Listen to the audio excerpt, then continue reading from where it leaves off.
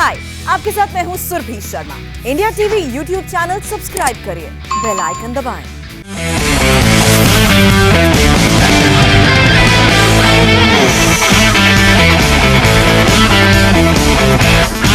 नमस्कार, आज की बात में आपका स्वागत है।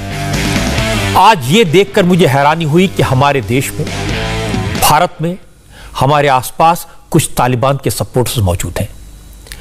ऐसे लोग हमारे बीच हैं जिन्हें तालिबान अच्छा लगता है, जो तालिबान के काबुल पर कब्जे पर उन्हें बधाई दे रहे हैं, तालिबानी नेताओं को सलाम पेश कर रहे हैं, उनके लिए दुआ कर रहे हैं और तालिबान से मेहरबानी की उम्मीद भी लगाए हुए हैं। हैरानी यह सुनकर भी हुई कि हमारे लोग हमारे बीच बैठकर तालिबान को मैसेज भेज रहे हैं कि अफगानिस्तान में तालिबान की जीत से दुनिया भर के मुसलमानों का हौसला बढ़ेगा और दुनिया के तमाम इलाकों में इसी तरह की क्रांति होगी। यानी तालिबान ने हाल में अफगानिस्तान में जो किया वही हाल दुनिया के दूसरे मुल्कों का होगा, वो ये सोचते हैं। इस तरह की बातें करने वाले, इस तरह की सोच रखने वाले हमारे बीच हैं, हिंदुस्तान में हैं। जो लोग ऐसा कह रहे हैं वो कोई छोटे मोटे लोग नहीं है, खुद को मुसलमानों का रहनुमा बताते हैं। ये मुसलमानों के मुख्तार हैं, मुस्लिम पर्सनल बोर्ड के मेंबर हैं। तालिबान को सपोर्ट करने के लिए इन लोगों का तर्क यह है कि अब तालिबान बदल गया है, ये नया तालिबान है, इस नए तालिबान को मौका मिलना चाहिए। बिना परखे किसी के बारे में राय बनाना ठीक नहीं है। तालिबान के कुछ सपोर्टर्स तो सामने आए, लेकिन बड़ी संख्या में ऐसे लोग हो सकते हैं जो बोले नहीं, लेकिन वो भी इसी गफलत में होंगे कि तालिबान बदल गया है, तालिबान की सोच बदल गई है। अब तालिबान महिलाओं पर जुल्म नहीं करेगा, अब तालिबान सरेआम लोग की हत्या नहीं करेगा, अब तालिबान बंदूक की भाषा में बात नहीं करेगा। लेकिन ऐसे सारे लोगों से मैं ये कहना चाहता हूं कि तालिबान से इंसानियत की, दरिया दिली की उम्मीद करना नादानी है। मैंने कल भी कहा था और आज फिर कहता हूं कि तालिबान न बदला है, न बदला था, न बदलेगा।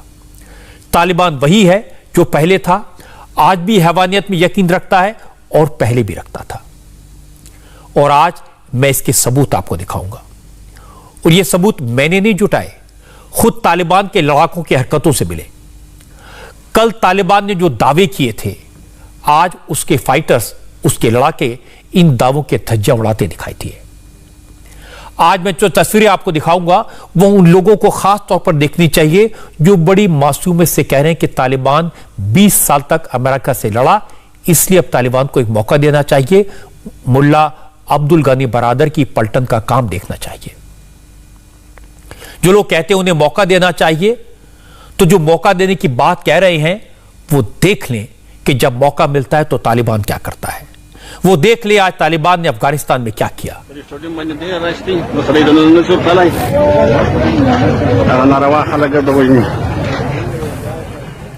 इस वक्त आप जो तस्वीरें देख रहे हैं वो कंधार की हैं। ये वही कंधार है जहां कल रात तालिबान का टॉप लीडर मुल्ला अब्दुल गनी बरादर पहुंचा था। बरादर का जोर शोर से वेलकम हुआ, आतिशबाजी की गई, लेकिन बरादर के पहुंचने से पहले ही तालिबान अपने काम पर लग गया था। उसने उन सैनिकों को मौत के घाट उतारना शुरू कर दिया जिन्होंने तालिबान के सामने सरेंडर नहीं किया था। कंधार स्टेडियम में अफगानिस्तान की फौज के कम से कम 4 कमांडर्स को सरेआम मौत के घाट उतार दिया गया, पब्लिकली एग्जीक्यूट कर दिया गया। तालिबान ने कंधार के उन कमांडर्स को मारा है जो एक वक्त में कंधार के पुलिस चीफ रहे जनरल अब्दुल रजाक के काफी क्लोज थे। जनरल रजाक को तालिबान का काल माना जाता था।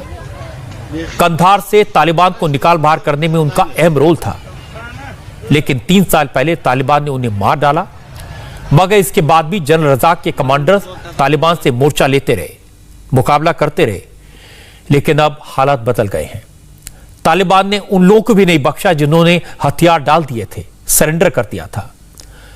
कंधार के तख्तेपुल जिले के चीफ हाशिम रेगवाल ने तालिबान के सामने सरेंडर किया था, लेकिन आज कंधार स्टेडियम में उनकी लाश सूली पर लटकती दिखाई दी। तालिबान का प्रवक्ता कल शाम सरकारी टीवी पर बैठकर दावा कर रहा था कि तालिबान ने अफगानिस्तान के सभी लोगों को आम माफी दे दी है, अब किसी को डरने की जरूरत नहीं है, यह दावा किया गया था। लेकिन असल में हुआ क्या? क्या तालिबान वाकई में बदल गया? बिल्कुल नहीं। तालिबान पहले से ज्यादा क्रूअल, पहले से ज्यादा खतरनाक और पहले से ज्यादा अत्याचारी हो गया है। ये तस्वीरें उसकी गवाह हैं। स्टेडियम में सैकड़ों लोगों को जबरन इकट्ठा करके अफगान फौज के कमांडर्स को सूली पर चढ़ा देना, इसे सिविलाइज सोसाइटी में कौन स्वीकार करेगा? न कोई कानून, न अदालत, न सुनवाई, न अपील, न दलील, सीधे मौत का फरमान। यह है तालिबान। और ऐसा नहीं कि यह काम गुस्से में किया गया, बदला लेने की नीयत से किया गया। असल में अफगान फौज के कमांडर्स को स्टेडियम में सरेआम सूली पर लटकाकर तालिबान अफगानिस्तान की जनता के मन में खौफ भरना चाहता है, जिससे कहीं से किसी तरह की विद्रोह की आवाज न उठे। इसीलिए अफगान फौज के कमांडर्स को सूली पर लटकाने से पहले स्टेडियम में लोगों को इकट्ठा किया गया और वक्त भी सोच समझकर चुना गया। कल शाम ही तालिबान का पॉलिटिकल चीफ मुल्ला अब्दुल्ला गनी बरादर कतर एयरफोर्स के विमान से कांधार पहुंचा था। कांधार पहुंचने पर सैकड़ों गाड़ियों का काफिला एयरपोर्ट से कांधार के गवर्नर हाउस के लिए निकला और इसके बाद रात में जमकर आतिशबाजी हुई। सोचिए, तालिबानी कमांडर इसी पल का इंतजार कर रहे थे। तालिबान ने अफगान फौज के कमांडर्स को हॉस्टेज बना रखा था। रात को जीत का जश्न हुआ और सुबह मौत के तांडव की तस्वीरें आई। स्टेडियम में अफगान कमांडर्स को भीड़ के सामने फांसी पर लटका दिया।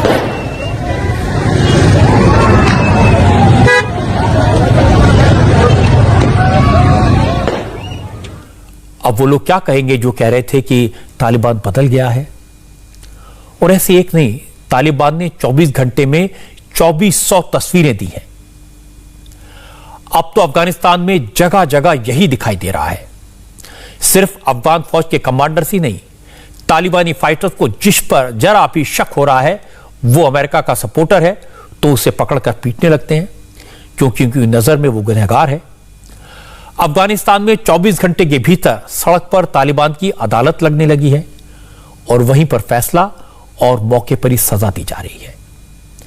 आज तालिबान के लड़ाकों ने कुछ पत्रकारों को सरेआम इसलिए पीटा क्योंकि उन्हें शक था ये जर्नलिस्ट अमेरिका के मददगार रहे थे।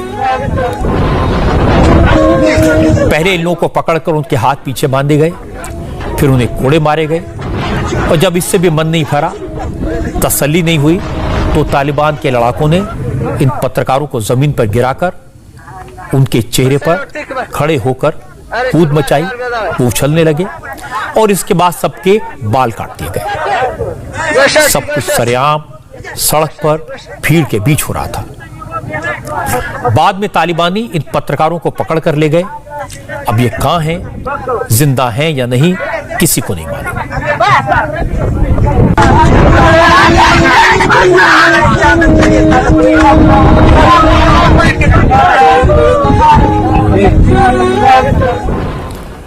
असल में तालिबान ने उन लोगों की लिस्ट बनाई है जो उन्हें अमेरिका के मददगार लगते हैं। इस लिस्ट में करीब 40,000 नाम हैं। तालिबान के फाइटर्स अब इन लोगों को खोज रहे हैं, इसलिए इस तरह की तस्वीरें अब अफगानिस्तान के ज्यादातर शहरों में दिखाई दे रही हैं। अफगानिस्तान में जो तालिबान का विरोध कर रहे हैं और जो पत्रकार उनकी बात दुनिया तक पहुंचा रहे हैं, उनके वीडियो सोशल मीडिया पर अपलोड कर रहे हैं, तालिबानी लड़ाके उन लोगों को भी मौके पर सजा दे रहे हैं। आज जलालाबाद में तालिबान के खिलाफ प्रोटेस्ट को लेकर जो पत्रकार कवर कर रहे थे, तालिबान ने उन सभी पत्रकारों को पीटा, पत्रकारों को बंदूक की नोक पर धमकाया। ये जर्नलिस्ट बार बार कह रहे थे कि वो तो अपना काम कर रहे हैं, लेकिन तालिबान के फाइटर्स ने कहा आगे से एंटी तालिबान प्रोटेस्ट न तो कवर करोगे न उसका वीडियो दिखाओगे। अगर ऐसा किया तो फिर अपनी मौत के लिए खुद जिम्मेदार होंगे।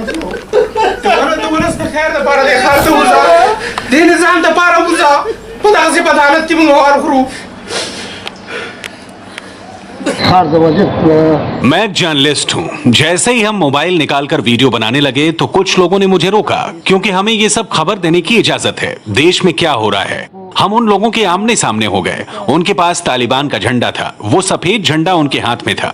हम वीडियो बनाने के लिए आगे आए तो पीछे से किसी ने बंदूक से हमें मारा। जब हमने पूछा कि क्यों मार रहे हो तो उन लोगों ने हमारी एक बात नहीं सुनी, मारना शुरू कर दिया। फिर हमारे भी कुछ लोग वहां पर थे, वो भी आ गए, अफगानिस्तान जिंदाबाद के नारे लगा रहे थे। फिर तोड़ाई ज्यादा होने लगी, ऐसा लग रहा था कि दो देशों के बीच में जंग छिड़ गई। फिर अचानक कुछ लोग आ गए और बोले कि आप दोनों साइड में बैठ जाइए। मैं घायल हो चुका था, मुझे रोना आ रहा था, मैं कुछ बोलने की हालत में भी नहीं था। मेरा कहना यह है कि ये लोग ना बात सुनते हैं ना समझते हैं और ना ही कोई बात सुनने वाले हैं। ये अनपढ़ और ना समझ लोग हैं। अब सोचिए, कल जो तालिबान खुद को इस्लाम का सबसे बड़ा फॉलोअर बता रहा था, जो तालिबान खुद को शांति दूत बता रहा था, जो तालिबान खुद को इंसानियत का पैरोकार बता रहा था, उसकी असलियत, उसका झूठ, उसका फरेब सिर्फ 24 घंटे के भीतर सामने आ गया। सरेआम लोगों को मारना, मौत के घाट उतारना, इसकी इजाजत न तो इस्लाम देता है न इंसानियत। लेकिन फिर भी मुझे इस बात पर हैरानी हुई कि हमारे देश में जो लोग अपने आप को इस्लाम का स्कॉलर मानते हैं वो तालिबान की हिमायत करते नजर आए, तालिबान को जीत की बधाई दे रहे थे। Sajjad Nomani all India Muslim personal board के मेंबर हैं, मुसलमानों की सबसे बड़ी संस्था की जानी मानी शख्सियत हैं, बड़े इस्लामिक स्कॉलर हैं, कई किताबें लिख चुके हैं। लेकिन नोमानी साहब को इंसानों का खून बहाने वाला तालिबान पाक साफ नजर आता है। आज नोमानी ने कहा कि वो तालिबान के कमांडर्स को सलाम पेश करते हैं क्योंकि तालिबान ने अमेरिका को हरा दिया।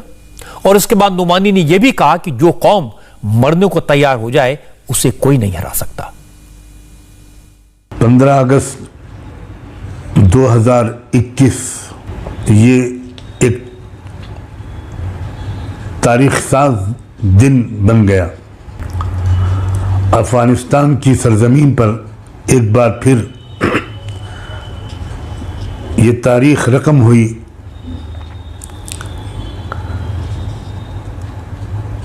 कि एक निहत्ती गरीब तरीन कौम ने, जिसके पास न साइंस न टेक्नोलॉजी न वसाइल न दौलत न हथियार और न तादाद, उसने पूरी दुनिया की सबसे ज़्यादा मजबूत फौजों को शिकस्त दी। एक बार फिर ये बात पूरी दुनिया को दिखा दी, जो कौम मरने के लिए तैयार हो जाए उसे दुनिया में कोई शिकस्त नहीं दे सकता।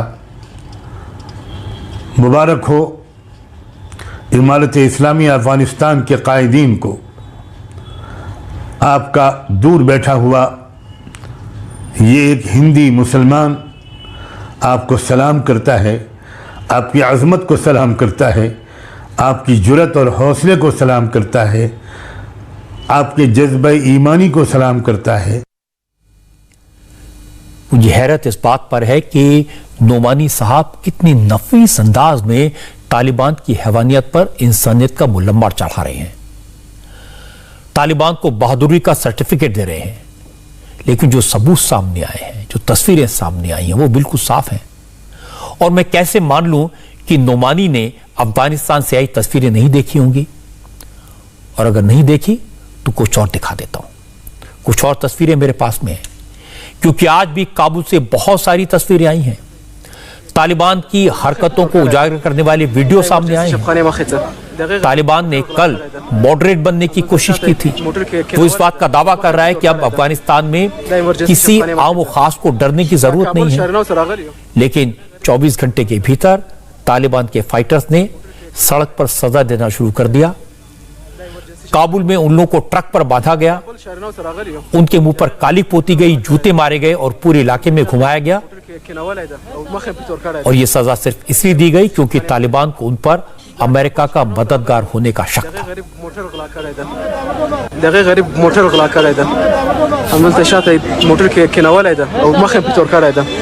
دا ایمرجنسی شبخانه ما خیزه دقیق غریب موٹر غلا کرے دا क्योंकि 20 साल पहले सोशल मीडिया नहीं था, इसलिए तालिबान जो कुछ करता था उसकी बहुत कम तस्वीरें सामने आती थी। लेकिन आज तो ज्यादातर लोगों के पास मोबाइल है, इसलिए तालिबान की एक एक हरकत मोबाइल के कैमरों पर रिकॉर्ड होने लगी है। काबुल में ज्यादातर लोग अपने घरों में कैद हैं। तालिबान के खौफ के कारण लोग घरों से बाहर नहीं निकल रहे, लेकिन जिन पर तालिबान को शक है उन्हें घरों से निकाल कर मौत का डर क्रिएट किया जा रहा है। आज काबुल में कई लोगों को तालिबान ने हिरासत में ले लिया, उन्हें घुटनों के बल बैठाया, हाथ ऊपर करवाए और फिर जान से मारने की धमकी दी। कुछ लोगों को तो उनके घरों से बाहर निकालकर तालिबानी अपने साथ ले गए। एक एक शख्स को दर्जनों हथियारबंद तालिबानियों ने घेर लिया और फिर उन्हें पीटना शुरू किया, बंदूक से मारा, पेट में लातें मारी और फिर अपने साथ गाड़ी में बैठा कर ले गए। अब इन लोगों का तालिबान ने क्या किया होगा, इसका अंदाजा आप लगा सकते हैं।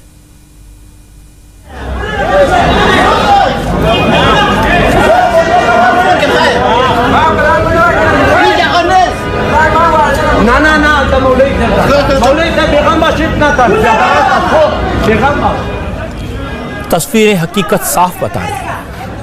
तालिबान के जुल्म, तालिबान की जाति के सबूत दे रही हैं, लेकिन सज्जाद नुमानी जैसे लोग तालिबान के कमांडर्स को सलाम मोहब्बत पेश कर रहे हैं। सज्जाद नुमानी जब ये कह रहे थे कि तालिबान ने अफगानिस्तान में कोई हिंसा नहीं की, दुश्मनों को भी गले लगा लिया, औरतों से बदसलूकी की एक भी घटना सामने नहीं आई, बाजार खुल गए हैं, बच्चियां स्कूल जा रही हैं, अफगानिस्तान में जश्न का माहौल है, तो मुझे समझ नहीं आया कि क्या कहूं, इस नासमझी पर कैसे रिएक्ट करूं।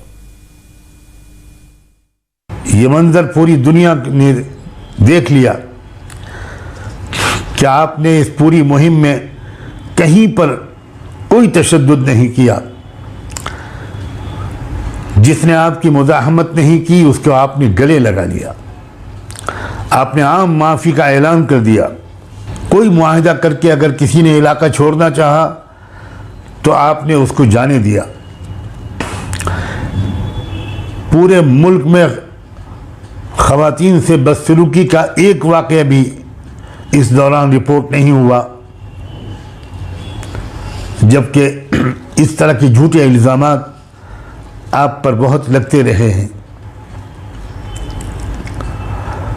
मजहबी हवाले से भी कोई ज़ोर ज़बरदस्ती किसी के साथ नहीं की गई। बच्चियां स्कूल जाती हुई नज़र आ रही हैं।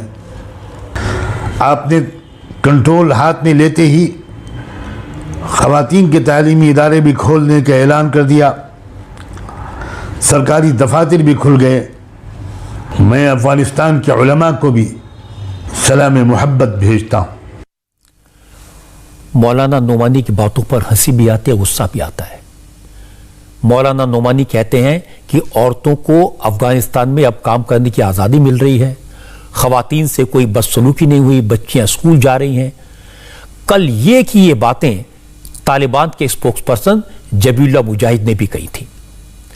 तालिबान के प्रवक्ता ने कहा था कि अफगानिस्तान में औरतों को बराबरी का दर्जा मिलेगा, महिलाएं मीडिया में काम कर सकेंगी। टीवी पर तो तालिबान ने बहुत अच्छी अच्छी बातें बोली, लेकिन हकीकत में जो किया वो देखकर किसी की भी रूह कांप जाएगी। और नोमानी साहब को यह देखना चाहिए। तालिबान के खौफ से कांप रही औरतें अपने छोटे छोटे बच्चों को लेकर काबुल एयरपोर्ट के बाहर जमा थी। बस इतनी सी ख्वाहिश थी, इतनी सी तमन्ना थी कि वो भले ही मर जाएं, लेकिन किसी तरह अपने जिगर के टुकड़े को तालिबानियों के पहुंच से दूर भेज दें। लेकिन ये हो नहीं पाया, क्योंकि तालिबान के लड़ाके वहां पहुंच गए। उन्होंने औरतों पर, उनके बच्चों पर कोड़े बरसाए, फिर हवा में अंधाधुंध फायरिंग की।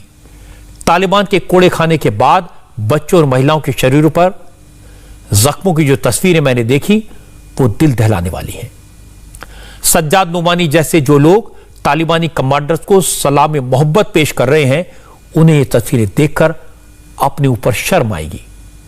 वो सोचेंगे कि उन्होंने ऐसा क्यों कहा, क्योंकि मौलाना नोमानी जिन तालिबानियों को कौम के हीरो बता रहे हैं उन तालिबानों की ये तस्वीरें उनके हैवान होने का सबूत दे रही हैं।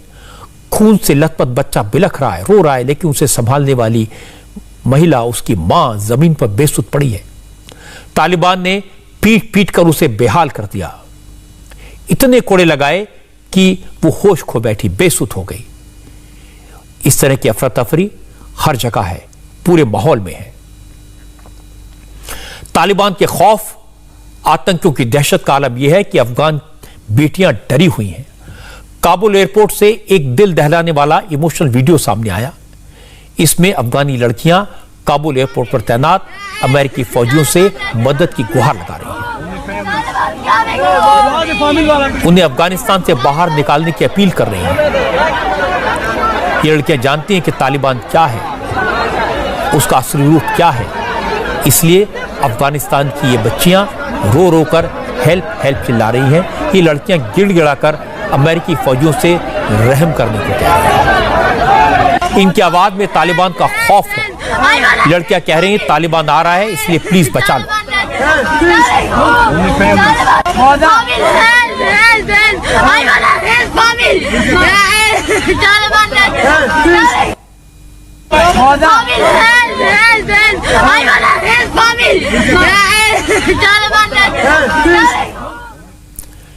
इस वक्त काबुल से, जलालाबाद से, अफगानिस्तान के दूसरे शहरों से ऐसी ही दिल दहलाने वाली, रोनाले वाली तस्वीरें आ रही हैं, जिन्हें देखकर आंख से आंसू टपक पड़ते हैं, कलेजा कांपने लगता है। यकीन नहीं होता कि दुनिया के किसी मुल्क में ऐसा हो सकता है। तालिबान ने कल रात इमेज मेकओवर के लिए महिलाओं के अधिकार और आजादी की बात की थी, लेकिन ग्राउंड रियलिटी बिल्कुल अलग है। सच यह है कि अफगानी महिलाएं इस वक्त खून के आंसू रो रही हैं। काबुल एयरपोर्ट के अंदर का वीडियो मुझे मिला है, इसमें कुछ लड़कियां अफगानिस्तान का नेशनल एंथम गा रही हैं। इस गाने के जरिए अफगानिस्तान की लड़कियां अपना दर्द बयां कर रही हैं, बता रहे हैं कि वो कैसे बेघर हो चुकी हैं, खौफ के साए में जी रही हैं, उनकी आजादी छिन चुकी है, हक लूटे जा चुके हैं।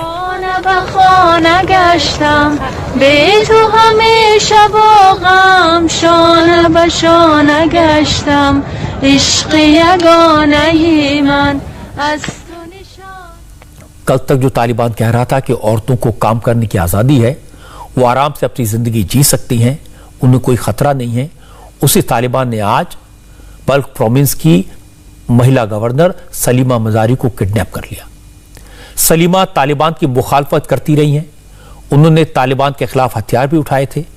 सोचिए, जिस वक्त अफगानिस्तान की लीडरशिप देश छोड़कर भाग रही थी, उस वक्त सलीमा अपने जिले चारकिट में ही मौजूद थी।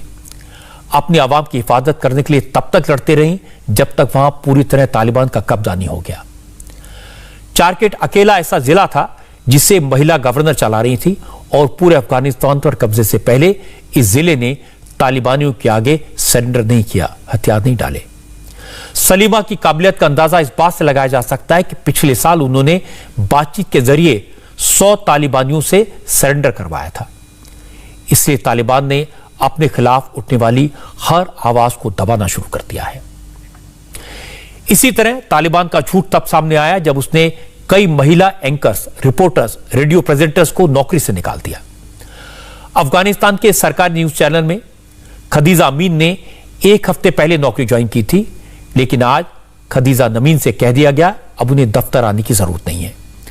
खदीजा ने कहा अब वो क्या करेंगी, भविष्य की पीढ़ी के आगे क्या है, उसके पास तो कुछ नहीं होगा। 20 साल में जो कुछ हासिल किया वो सब कुछ चला जाएगा, तालिबान तालिबान ही रहेगा, वो बिल्कुल नहीं बदला है। इसी तरह अफगानिस्तान के नेशनल रेडियो के प्रेजेंटर शबनम दावरान को भी नौकरी से बर्खास्त कर दिया गया है। उनसे कहा गया क्योंकि नई सरकार आ गई है, इसमें औरतों को काम करने की इजाजत नहीं है, वापस घर जाइए, वहीं रहिए। ये सारी बातें खुद शबनम ने ट्विटर पर शेयर की। अफगानिस्तान में तालिबान के आने के बाद मुझे काम करने की इजाज़त नहीं मिल रही है, केवल पुरुषों को काम करने की इजाज़त मिल रही है। अगर दुनिया वाले मेरी आवाज़ सुन रहे हैं तो मेरी मदद करें, मेरी जान खतरे में है। महिलाओं के साथ साथ तालिबान अब बच्चों की जिंदगी को भी नर्क बनाने पर तुला है। तालिबान के लड़ाके जब एक एक करके शहरों पर कब्जा करते जा रहे थे तो वो शरिया के नाम पर, इस्लाम के नाम पर उन सारी चीजों को बर्बाद भी कर रहे थे जिनसे किसी का नुकसान नहीं होता था, जो सिर्फ बच्चों के एंटरटेनमेंट के लिए तैयार की गई थी। अफगानिस्तान के शेवेरगान प्रोविंस के बेगा इलाके में एक बहुत बड़ा अम्यूजमेंट पार्क था। इसका नाम बोखदी पार्क था। बच्चे यहां खेलने आते थे, लेकिन अब यहां चारों तरफ राख ही राख है, तबाही है। और ऐसा इसलिए क्योंकि तालिबान ने इसे इस्लाम के खिलाफ बताकर आग लगा दी। ये वही बोखदी पार्क है जहां तालिबान लड़ाकों के झूला झूलने की और मौज मस्ती करने की तस्वीरें सामने आई थी। लेकिन अब यहां कुछ नहीं बचा। तालिबान का कहना है कि चूंकि इस्लाम में किसी भी तरह के स्टैच्यू या मूर्तियों को लगाने की इजाजत नहीं है और ये मूर्तियां तो खुली जगह पर लगी थी, इसलिए इस पूरी जगह को ही खत्म कर देना चाहिए। और फिर देखते ही देखते बच्चों के लिए बने अम्यूजमेंट पार्क को जला दिया गया, खाक कर दिया गया। लेकिन इतना सब होने के बाद भी सज्जाद नुमानी साहब ने आज करीब 10 मिनट तक तालिबान की शान में कसीदे काढ़े और ये देखकर दुख हुआ।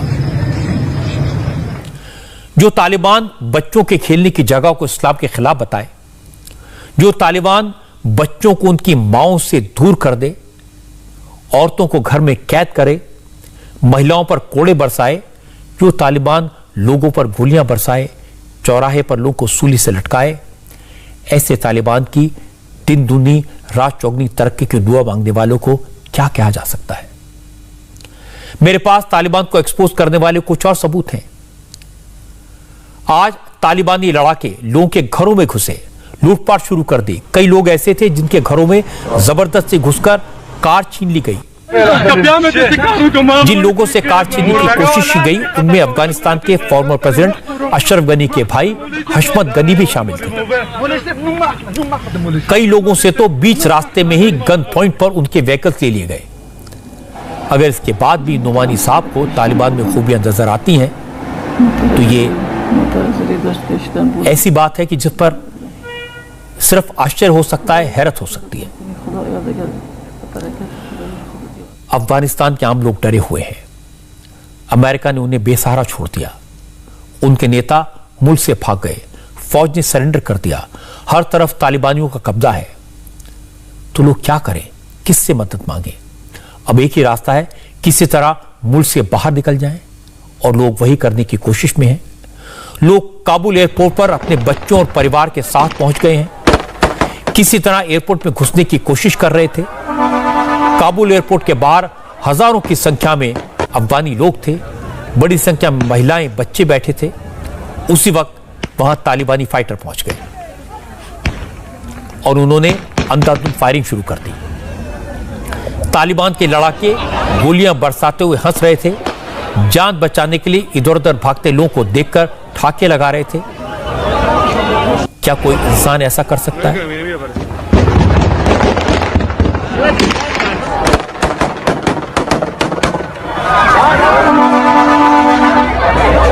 काबुल एयरपोर्ट के पास का एक और वीडियो आपको दिखाता हूं। इस वीडियो में गोलियों की आवाज ऐसे सुनाई दे रही है जैसे आतिशबाजी हो रही है, नॉन स्टॉप सुनाई दे रही है।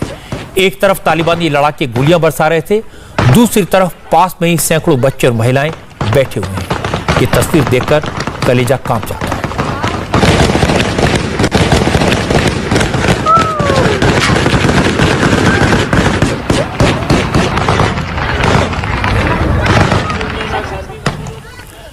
जो लोग ऐसी तबाही मचा रहे हैं, ऐसे लोगों को कोई सच्चा मुसलमान कैसे कह सकता है? लेकिन मौलाना सज्जाद नुमानी जैसे लोग दुआ कर रहे हैं कि तालिबान दिन दुनी रात चौगनी तरक्की करे। नुमानी जब ये कह रहे थे कि तालिबान की इस जीत का असर दुनिया के दूसरे इलाकों पर दिखेगा, ये सुनकर गुस्सा आया, दुख भी हुआ। अब आपको एक मौका मिला है, बरसों की कुर्बानियों के बाद और पूरी मिल्लत इस्लामिया की न जाने किन किन हस्तियों ने कहाँ कहाँ दुआएं मांगी होंगी। आपको एक मौका मिला है। आपका ये भाई दुआ करता है कि अल्लाह ताला आपकी बसीरत और आपकी हिम्मत और आपकी इस्तिकामत में दिन दूनी रात चौगनी तरक्की अता फरमाए। और इस बात पर आपका एक बार फिर शुक्रिया अदा करता हूँ कि आपकी इस इस्तिकामत ने और उसके नतीजे में अल्लाह के फजल से हासिल होने वाली फतह कामरानी ने पूरी दुनिया के मजलूम और दबे कुचले तबकों के हौसलों को यकीनन बढ़ाया है। आने वाले दिन इंशाअल्लाह सबके लिए अच्छी खबरें लाएंगे। अपने आप को तालिबान का भाई कहने वाले मौलाना सज्जाद नुमानी को शायद ये लग रहा है कि तालिबान की जीत दुनिया के लिए नजीर बन जाएगी, कोई तालिबान का विरोध नहीं करेगा। तो मैं बता दूं कि नुमानी जैसे लोग मायूस होंगे, क्योंकि तालिबान के सामने अफगान फौज ने घुटने टेके हैं, अफगानिस्तान की जनता ने नहीं। आज काबुल से सिर्फ 150 किलोमीटर दूर जलालाबाद सिटी में तालिबान लड़ाकों को वहां के आम शहरियों ने चुनौती दी। अफगानिस्तान पर तालिबान के कब्जे के बाद पहली बार कोई बड़ा प्रोटेस्ट हुआ।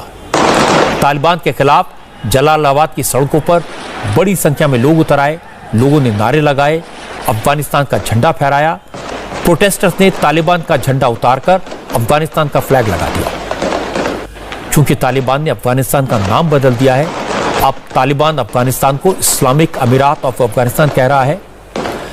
तालिबान ने अफगानिस्तान का झंडा भी बदला है, लेकिन जलालाबाद के लोगों ने कहा तालिबान अपनी सरकार बनाए, वहां शासन करे, लेकिन देश का झंडा नहीं बदलेगा। इसलिए वहां के लोग अफगानिस्तान का रेड, ग्रीन और ब्लैक कलर का नेशनल फ्लैग हाथों में लेकर घूम रहे हैं। कुछ प्रोटेस्टर बाजार के चौराहे पर अफगानिस्तान का फ्लैग लगा रहे हैं।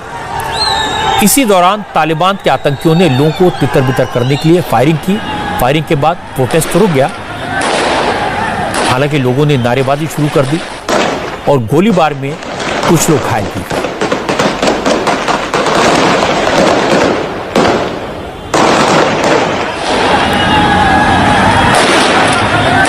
तालिबान के खिलाफ सड़कों पर उतरे आम अफगानियों के प्रोटेस्ट मार्च की एक और तस्वीर आपको दिखाता हूं।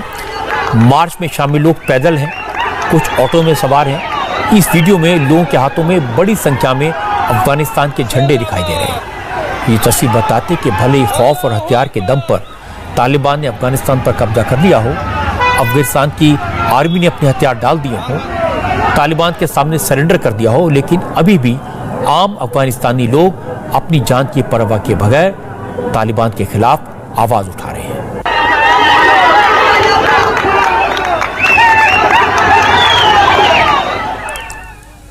जलालाबाद में तालिबान के खिलाफ लोग सड़कों पर हैं, तालिबान के खिलाफ लड़ रहे हैं। और ऐसा इसलिए हो रहा है क्योंकि तालिबान के खिलाफ एक मोर्चा, एक फ्रंट अभी भी खुला हुआ है।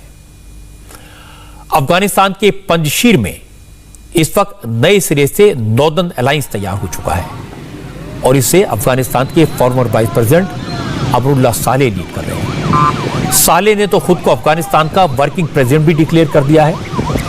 भले अफगानिस्तान के 34 में से 33 सूबों पर तालिबान का कंट्रोल है, लेकिन अमरुल्लाह सालेह का कहना है कि तालिबान के खिलाफ जंग जारी रहेगी, वो कहीं भागे नहीं है। और उन्होंने उन सैनिकों से इस अलायंस से जुड़ने की अपील की है जो भी तालिबान के खिलाफ है। तालिबान विरोधी मोर्चे का हेडक्वार्टर उसी पंजशीर प्रोविंस को बनाया गया है जहां तालिबान का कंट्रोल नहीं है और तालिबान इस इलाके को कभी अपने कंट्रोल में नहीं ले पाया। नॉर्दर्न अलायंस को अहमद शाह मसूद ने शुरू किया था, लेकिन अब उनके बेटे अहमद मसूद उसे लेकर आगे बढ़ रहे हैं और इसी जगह पर अब अफगानिस्तान के कई बड़े नेता इकट्ठा हो चुके हैं। आज नॉर्दर्न अलायंस की तरफ से दावा किया गया कि उसने चारेकर इलाके को अपने कब्जे में ले लिया है। यह वो इलाका है जो काबुल और मज़ार शरीफ को जोड़ता है, यानी अभी भी आने वाले दिनों में लड़ाई जारी रहेगी। जरा सोचिए, अफगानिस्तान के लोग तालिबान का विरोध कर रहे हैं, उनकी गोलियों से नहीं डरते। अफगानिस्तान के लोग कह रहे हैं कि तालिबान भरोसे के काबिल नहीं है, तालिबान सिर्फ जुल्म करना जानता है, वो इस्लाम के नाम पर आम शहरियों की हत्या करेगा, औरतों पर कहर बरपाएगा। इसलिए तालिबान को रोकना जरूरी है और इसके कई सबूत मैंने आपको दिखाए। लेकिन इसके बाद भी हमारे देश के कुछ लोग तालिबान के लिए दुआ कर रहे हैं। सिर्फ सज्जाद नुमानी नहीं, कुछ दूसरे लोग भी इसी तरह की भाषा बोल रहे हैं। मौलाना कादरी ने कहा कि नुमानी साहब क्या गलत कह रहे हैं, तालिबान ने बड़ी मुश्किल से अमेरिका को हराया है, इससे तालिबान को मौका तो मिलना चाहिए। प्रेजेंट में उनके अपने प्रवक्ता ने जो बात कही कि हम सबको लेकर चलेंगे, औरतों को आजादी मिलेगी, वो लोग तालीम हासिल कर सकेंगे, इस किस्म की वो बात कर रहे हैं। मेरा अपना मानना ये है कि तालिबान को अभी कुछ मौका देना चाहिए। वो जो बातें कर रहे हैं उसके ऊपर हमको सब्र करना चाहिए, क्योंकि अगर हम तालिबान को अभी से अगर अटैक करेंगे और उनके खिलाफ बोलेंगे तो उसका फायदा हमारे दुश्मन मुल्क चाइना और पाकिस्तान उठाएंगे। तो हमारी अपनी कूटनीति ये होनी चाहिए कि हम तालिबान का वेट करें, अगर वो बर्बरता करते हैं तो कतई तौर पे हम उनकी तायद नहीं करेंगे जैसे पिछली बार की। मौलाना नोमानी और मौलाना कादरी जैसे लोग आज बोले, लेकिन तालिबान का सपोर्ट सबसे पहले शफीकुर रहमान वर्क ने किया था। वर्क साहब समाजवादी पार्टी के एमपी हैं, उत्तर प्रदेश की संभल सीट से चुनाव जीते हैं। उन्होंने 2 दिन पहले ही कह दिया था कि तालिबान उसी तरह से स्वतंत्रता संग्राम के सेनानी हैं जैसे हमारे फ्रीडम फाइटर थे। हम अंग्रेजों से आजादी के लिए लड़े, तालिबान अमेरिका से आजादी के लिए लड़ा और जीता, इसलिए तालिबान का इस्तकबाल होना चाहिए। अब चूंकि उत्तर प्रदेश में योगी की सरकार है, इसलिए शफीकुर रहमान वर्क के खिलाफ देशद्रोह का केस दर्ज हो गया। तो वर्क साहब अपनी बात से थोड़ा पीछे हटे। उन्होंने कहा उनके बयान को गलत तरीके से पेश किया गया, लेकिन मैं आपको शफीकुर रहमान वर्क का ओरिजिनल बयान सुनवा देता हूं। आप देखिए क्या इसे गलत तरीके से पेश किया गया है।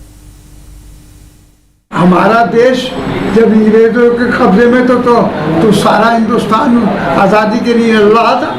अब वहाँ का भी अब अमेरिका ने कब्जा कर रखा, पहले रशिया में था, फिर जगह जगह उनका भी कब्जा, वो भी आज़ाद रहना चाहते, अपने देश को आज़ाद कराना चाहते।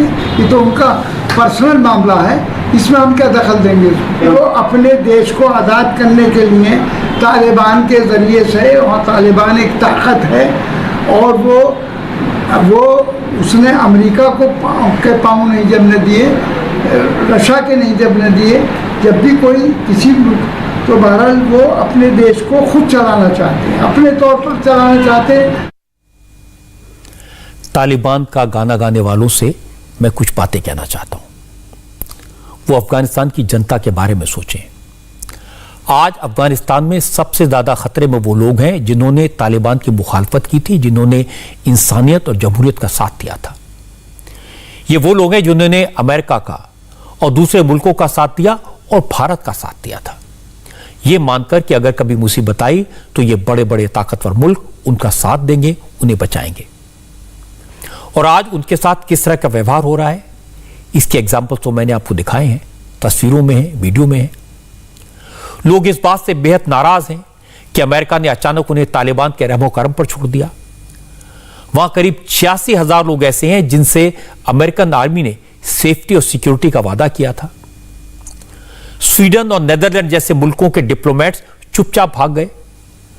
उन्होंने तो अपने दूतावास में काम करने वाले अफगानी स्टाफ को बताया तक नहीं कि वो जा रहे हैं।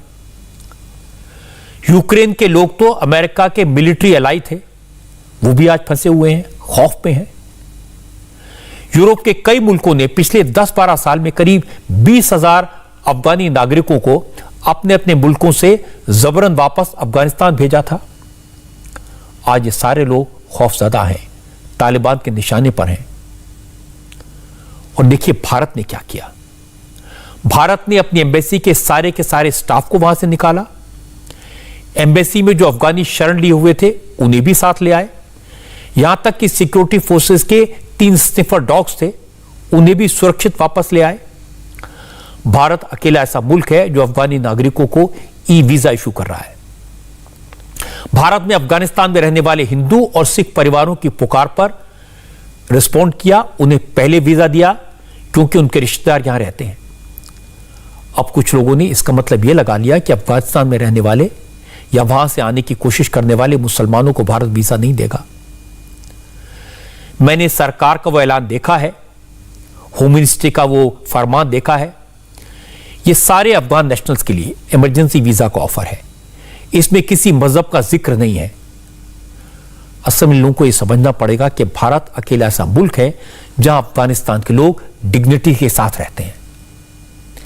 अफगानिस्तान के कितने सारे पॉलिटिकल लीडर्स भारत में हैं, कई वर्षों से इनके परिवार यहां महफूज हैं। 2016 से हिंदुस्तान अफगानी क्रिकेट टीम का घर बना हुआ है। यही वजह है कि अफगानिस्तान के नागरिक जानते हैं कि भारत में सिर्फ उन्हें पनाह नहीं मिलती, एक रेस्पेक्टफुल जिंदगी भी मिलती है, इज्जत मिलती है। इसलिए भारत में रहकर तालिबान का गुणगान करने वालों को 10 बार सोचना चाहिए। आपकी विचारधारा अलग हो सकती है, आप मोदी के विरोधी हो सकते हैं, पर हैवानियत का, जुल्म का साथ कोई कैसे दे सकता है? बार मैंने किसी प्रधानमंत्री को घंटों तक प्लेयर्स से बात करते देखा। ओलंपिक में हिस्सा लेने वाले सारे के सारे 119 खिलाड़ी प्रधानमंत्री मोदी के घर पर इनवाइटेड थे। नरेंद्र मोदी ने एक एक प्लेयर के पास जाकर बात की। प्लेयर्स के लिए प्रधानमंत्री के घर पर 22 टेबल लगाए गए थे। हर टेबल पर अलग टीम के खिलाड़ी थे। कुश्ती वाले एक जगह, शूटिंग वाले एक साथ, पुरुष हॉकी की टीम एक जगह, महिला हॉकी की टीम एक साथ। मोदी ने हर टेबल पर जाकर एक एक प्लेयर का हाल पूछा, हर प्लेयर को बोलने का मौका दिया और हर प्लेयर से उनकी कोई ना कोई पर्सनल बात छेड़ी, जिससे खिलाड़ी भी खुलकर अपनी बात कह सके। इस बातचीत के कुछ अंश मैं आपको दिखाना चाहता हूं, इसलिए सुनवाना चाहता हूं क्योंकि मुझे लगता है कि प्रधानमंत्री और प्लेयर्स के बीच की ये बातचीत देश भर में हर प्लेयर को, हर खिलाड़ी के परिवार को, हर कोच को आगे बढ़ने की प्रेरणा देगी। प्रधानमंत्री मोदी ने ओलंपिक में गोल्ड मेडल दिलाने वाले नीरज चोपड़ा से काफी देर तक बात और बातों बातों में नीरज को एक ऐसी उसकी खूबी बता दी जो देश के हर नौजवान को सीखनी चाहिए। अच्छा नीरज, ये बताइए, सचमुच में बड़ा मेरे लिए सरप्राइज था जब तुमने सेकंड बार अपना किया तो तुमने विक्ट्री के मूड में आ गए और एकदम विक्ट्री तुम सेलिब्रेट करने लग गए। इसके पीछे बहुत बड़ा कॉन्फिडेंस है, तो कैसे संभव हुआ? वो थ्रो में जो एफर्ट लगता है, क्योंकि इतने साल से हम ट्रेनिंग कर रहे हैं उसी चीज़ के लिए, तो वो एफर्ट बता देता है कि हाँ ये बेस्ट थ्रो है। और सबसे बड़ी बात है जो कॉन्फिडेंस है वो ट्रेनिंग से आता है सर। ट्रेनिंग इतने अच्छे से हुई थी इतने साल, तो इसलिए कॉन्फिडेंस था। नीरज, इतना नहीं है, क्योंकि तुम्हें ये तो मालूम है कि तुम 85 जाओगे, 86 जाओगे, तुम्हें मालूम है, लेकिन तुम्हें औरों का पता नहीं है। लोग 90 जाएगा, 88 जाएगा, कितना 84 जाएगा। ऐसे में ये मिजाज, और तुम शायद अपने आप को कभी बैठ करके सोचो, यानी एक मित्र के रूप में सुला देता हूँ, ठीक है, देखिए तुम्हें नॉर्मल से कुछ एक्स्ट्राऑर्डिनरी परमात्मा की गिफ्ट है, क्योंकि मैंने देखा है कि विजय तुम्हारे सर पे नहीं चढ़ता है और दूसरा मैंने देखा है कि पराजय तुम्हारे मन में नहीं बैठता है। ये दोनों चीज़ें बहुत बड़ी है और ये मैं तुम्हें जब भी तुमसे बात किया है हर बार बड़ा बैलेंसिंग चीज़ें देखी है। कुछ तो होगा जी। सर वो तो हमारा स्पोर्ट्स ऐसा है कि मतलब अपोनेंट पे निर्भर तो करता है, लेकिन हमें अपना बेस्ट देना होता है। मतलब हम फाइनल इकट्ठे खेलते हैं, 12 लोग होते हैं, लेकिन उन एथलीट्स के बीच में हमें अपने आप पे फोकस करना होता है, हमें बस अपना ही बेस्ट करना होता है। तो कोशिश यही करता हूँ कि दूसरे की परफॉर्मेंस की तरफ ध्यान ना देके या उसकी परफॉर्मेंस को देख के नर्वस ना होके अपनी परफॉर्मेंस कैसे बेटर करनी है उस पर फोकस करूँ। अच्छा, ये चूरमा वूरमा खाया कि नहीं खाया? खाया था सर, सोफा होटल में। कब खाया? अभी आते ही वहाँ से। और एक बार खड़ा होगा। आप भी खाइए सर। मेरा क्या होता है, मैं इस चातुर्मास सिर्फ एक टाइम खाना खाता हूँ। Thank you sir. तो मेरे लिए बड़ी नियमों का इतना बड़ा पाबंदी रखता हूँ मैं। खिलाड़ी तो ये सोच कर आए थे उनकी मुलाकात देश के प्रधानमंत्री से होगी, जिनके पास उनसे बात करने के लिए ज्यादा टाइम नहीं होगा, लेकिन खिलाड़ी ये देखकर अचरज में पड़ गए कि उन्हें प्रधानमंत्री नहीं एक दोस्त मिला। मोदी ने खिलाड़ियों से हंसी मजाक किया, उनके अनुभव पूछे और रेसलिंग में सिल्वर मेडल जीतने वाले रेवे दहिया से कहा कि थोड़ा हंसना मुस्कुराना भी सीखो। अच्छा रवि, बताइए वो आखिरी सेकंड्स कुछ था जितने लोगों को लगता है यार क्या होगा पता नहीं, और अचानक से तूने खेल बदल दिया। यही था कि जेगो जी जो करके दिखाना है। नहीं, तुम्हारे दिमाग में था कि तुम इसका प्रयोग करोगे या मौका मिल गया वहाँ? नहीं, देखो पहले ही दिमाग में था कि बस अब एक ही टेक्निक है, अगर इसमें अगर सफल होना है तो बस ये लगानी है, उसके बाद। लेकिन तुम्हारा हाथ काट लिया, ये काटा है वो काटा है ये वाला, उसके बाद भी तुम जकड़ के रहे। देखो जी वो टाइम ऐसा था, अगर छोड़ देता तो शायद बाउट किधर मिल सकती थी।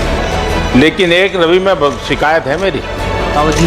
हैं? देखिए हरियाणा का आदमी, उस यानी आदमी यार औरत कोई भी हो वो हर पल हर चीज में खुशी ढूंढता है। ये हरियाणा की विशेषता है जी। वो हर चीज में कुछ न कुछ ऐसे कमेंट करेगा, आप खिल करके हंस पड़ोगे, क्योंकि मुझे 5 साल हरियाणा में रहने का मौका मिला है।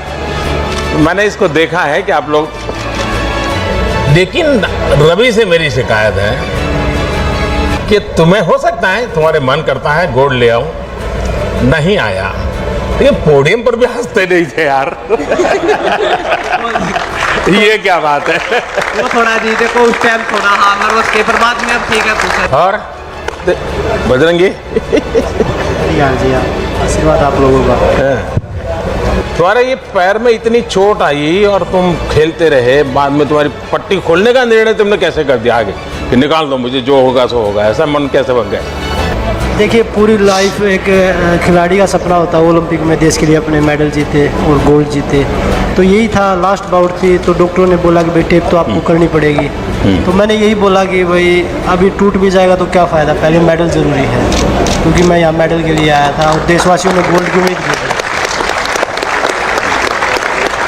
वो गोल्ड तो नहीं जीत पाया, उसकी भरपाई मैं 24 में पूरा करने की कोशिश करूँगा और मेहनत करूँगा उससे। वो तो मुझे पूरा भरोसा है, तुम चुप बैठने वाले नहीं हो उसके लगे हो। आप पहलवान लोग हैं, कभी रुकते नहीं है जी। ऐसा नहीं था कि मोदी सिर्फ मेडल जीतने वालों से मिले, उन्होंने उन खिलाड़ियों को ज्यादा वक्त दिया जो मेडल से चूक गए।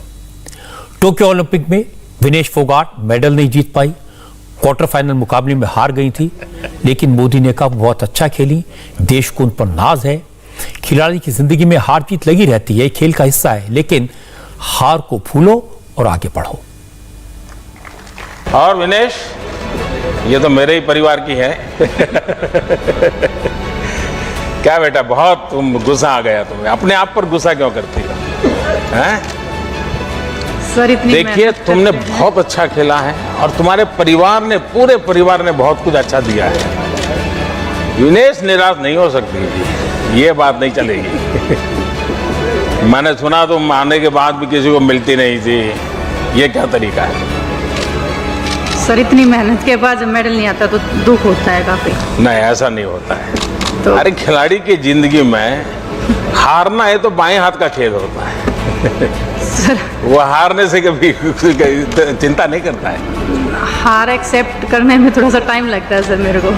नहीं देखिए मन से निकालना चाहिए। और मैंने जो है अभी मैंने नीरज से एक बात कही, मेरा मत है कि जीत को कभी सर पे चढ़ने मत दो और हार को मन में बसने मत दो। तो विनेश, मैं पूरे परिवार को तुझे जानता हूँ, तुम्हें दिन रात नहीं देख सकता हूँ।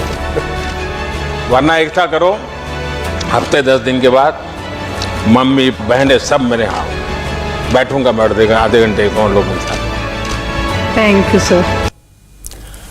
प्रधानमंत्री नरेंद्र मोदी ने आज जिस अंदाज में, जिस दोस्ताना तरीके से, जिस विनम्रता और समझदारी से प्लेयर से बात की, उसने दिल को छू लिया और नरेंद्र मोदी का एक नया चेहरा, अलग चेहरा लोगों के सामने आया। मोदी का प्लेयर्स के साथ इंटरेक्शन 2.25 घंटे चला। उन्हें हर प्लेयर के बारे में कुछ ना कुछ मालूम था, किसको चोट लगी, कितने टांके लगे, कौन जीतने के बाद रोया, किसको हारने के बाद गुस्सा आया। मैंने कभी किसी प्रधानमंत्री को खिलाड़ियों के साथ इतने इमोशन के साथ बात करते नहीं देखा। आमतौर पर ऐसे फंक्शन बड़े औपचारिक होते हैं, फॉर्मल होते हैं, 2-3 मंत्रियों के भाषण होते हैं, फिर प्रधानमंत्री बोलते हैं, प्लेयर ताली बजाकर अपने घर चले जाते हैं। लेकिन इस समारोह में प्लेयर्स को अपनी बात कहने का मौका मिला, अपनी भावनाएं व्यक्त करने का मौका मिला, क्योंकि मोदी ने उनसे एक प्रधानमंत्री की तरह नहीं, एक पिता की तरह, एक बड़े भाई की तरह, एक दोस्त की तरह बात की। हारने वालों का हौसला बढ़ाया, जीतने वालों का अभिनंदन किया। इस इंटरेक्शन का असर यह होगा कि देश भर में जो भी प्लेयर जहां है, देश के जिस भी कोने में है, उनको लगेगा कि यह देश वाकई में खिलाड़ियों की चिंता करता है, उनका ख्याल करता है, उनका सम्मान करता है। जो भी प्लेयर या उसका परिवार प्रधानमंत्री के साथ इस बातचीत को देखेगा, उसका हौसला बढ़ेगा और आने वाले समय में आज की ये तस्वीरें स्पोर्ट्स की बेहतरी के लिए नजीर बनेंगी। इस एमपी शशि थरूर को कोर्ट से बहुत बड़ी राहत मिली। सुनंदा पुष्कर की मौत के मामले में दिल्ली की अदालत ने आज शशि थरूर को बरी कर दिया। 2014 में शशि थरूर की वाइफ सुनंदा पुष्कर की मौत दिल्ली के एक 5 स्टार होटल में हुई थी। दिल्ली पुलिस ने शशि थरूर के खिलाफ सुनंदा पुष्कर को खुदकुशी के लिए मजबूर करने का केस दर्ज किया था, लेकिन आज कोर्ट ने शशि थरूर को क्लीन चिट दे दी, उन्हें निर्दोष पाया। अदालत के फैसले के बाद शशि थरूर ने एक लिखित बयान में कहा कि वो पिछले 7 साल से दर्द और यातनाएं झेल रहे थे। उन्हें न्यायपालिका पर पूरा भरोसा था, लेकिन कभी कभी इंसाफ की प्रक्रिया इतनी लंबी हो जाती है कि सजा जैसी लगती है। हालांकि आज जब कोर्ट का फैसला आया तो मुझे शशि थरूर की वो बात याद आई जो उन्होंने 3 साल पहले आपकी अदालत में कही थी। उस वक्त जब मैंने शशि थरूर से सुनंदा की मौत के बारे में पूछा था तो उन्होंने कहा उन्हें अदालत पर यकीन है और जब उन्होंने कुछ गलत नहीं किया तो डरना क्या। बिल्कुल झूठ है, इसमें कोई सत्य नहीं है और मैं कोर्ट में कंटेस्ट कर रहा हूं। लेकिन आप भी जानते हैं जो असली अदालत में चल रहे हैं तो आपकी अदालत में नहीं चलेगी। मुझे बहुत चीज़ें हैं बोलने के लिए, लेकिन जब तक सब जुडिसी है मुझे यहाँ बैठ के आपके प्रश्न के जवाब देना नामुमकिन है, क्योंकि कानून के खिलाफ होगा। इसलिए मैं कुछ नहीं बता सकता हूँ, लेकिन मैं सिर्फ ये बोलूँगा कि इसमें कोई सच नहीं है और मुझे लग रहा है कि ऐसे इल्ज़ाम करना किसी के प्राइवेट जिंदगी में बहुत बुरी बात है, क्योंकि मेरी ज़िंदगी में एक ट्रेजेडी हुई है और मुझे मौनिंग करने के लिए वक्त देने के अलावा इसमें राजनीतिक तौर पे बहुत विवाद कर दिया। आप सोचिए, मेरे 80 साल की माँ की रुलाए मुझे देखना पड़ा ये सब टेलीविजन में सुन के। मैं आई वॉज ब्रॉट अप, मैं सोचा कि मेरी ज़िंदगी में कभी ना पुलिस स्टेशन देखूंगा ना अदालत, सिर्फ आपके शो में शायद। लेकिन अभी जो मेरे अनुभव है ये तो बहुत बहुत दुखित बात है। मैं सिर्फ ये कहूँगा कि मेरा एक बहुत जो मुझे शक्ति देता है यह है कि मेरा एक क्लियर कॉन्शियंस है। मुझे मालूम है कि मैंने कुछ गलती नहीं की, इसलिए इस क्लियर कॉन्शियंस से मैं आगे बढ़ना चाहता हूं। बहुत मुश्किल है, लेकिन सत्य है मेरी शक्ति। अगर सत्य मेरे पास नहीं था, अगर सत्य मेरे मन में नहीं है, तो मैं ये शक्ति से कैसे बर्दाश्त करूँ? ये सब ये इतने आरोप और इतने, शायद खुद आत्महत्या करने के लिए लगा होगा ये सब सुनने के बाद। लेकिन मैं तो जानता हूं कि मैंने ऐसे कुछ नहीं किया, तो मुझे why should I allow them to define me? I will be myself and I will stay as strong as I can. आपकी अदालत में शशि थरूर ने जो कुछ कहा था वो आज असली अदालत ने भी कहा। मैं शशि थरूर को कई साल से जानता हूं, उनकी वाइफ सुनंदा पुष्कर को भी जानता था और मुझे कभी नहीं लगा कि शशि थरूर किसी की जान ले सकते हैं। लोगों के उनसे वैचारिक मतभेद हो सकते हैं, पर इसके लिए उन पर ऐसे इल्जाम लगाना ठीक नहीं होगा और मुझे उम्मीद है कि अदालत के फैसले के बाद यह कंट्रोवर्सी यहीं खत्म हो जाएगी। अब वक्त है हमारी स्पेशल रिपोर्ट का। काबुल में तालिबान की मदद करने के लिए पाकिस्तान के दहशतगर्द पहुंच गए हैं और उन्होंने अफगानिस्तान में लूटपाट करना शुरू कर दिया है। पाकिस्तान ने अपने आतंकवादियों को काबुल में ट्रांसफर क्यों किया, इस पर स्पेशल रिपोर्ट देखने के लिए चलते हैं सुरभि शर्मा के पास। हाय, आई एम सुरभि शर्मा। खबरों से अपडेट रहने के लिए India TV YouTube channel subscribe करिए, साथ में बेल आइकन जरूर दबाएं। जुड़े रहें इंडिया टीवी के साथ।